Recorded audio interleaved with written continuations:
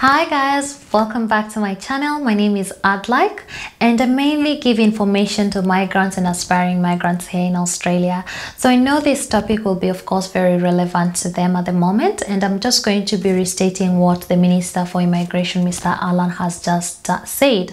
So there's been a couple of changes in regarding to the various visas, and the first one that I'm going to talk about is the people under international visitors visa.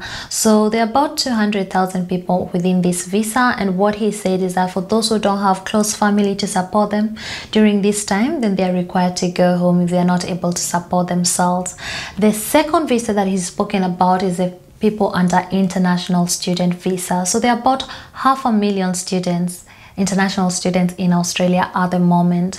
So he has of course acknowledged the contribution that they make to the economy, and he has encouraged them to stay back into the country only if they can support themselves. So if you're a student and in your first year, you'll be required to reach out to your family or your savings in order to survive during these 6 months. However, if you've completed your first year, then you'll be able to access superannuation for the amount of period that you've already worked in Australia.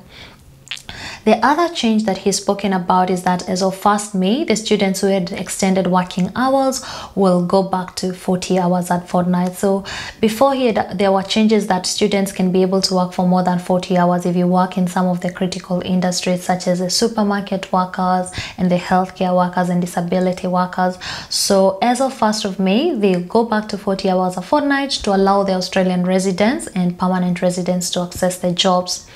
The other category that he's spoken about is the people under temporary skilled visa. These are people who are mainly sponsored by the employer. So if you've been laid off during this time, he's actually given only 60 days to be able to have found another job or another sponsor in order for you to continue living in Australia. However, if you had reduced hours or you just been stood down for this particular amount of period, then you're allowed to live in Australia and you'll be able to access your superannuation to the sum amount of $10,000. The other visa that he's spoken about is the working holiday visa. These are mainly called backpackers. So if you work in the critical industries such as disability worker, childcare worker, healthcare, as well as the food processing sector, then you'll be allowed to extend your visa for another year.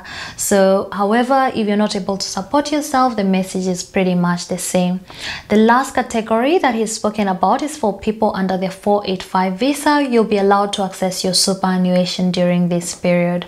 So what has come out very clear is that Australia's priority at the moment is the citizens and the Australian residents. So they'll be able to access the welfare payments, their superannuation, and also they'll be prioritized when it comes to getting jobs. So I hope this does shed some light into the situation. Thank you so much for watching and stay safe. Bye for now.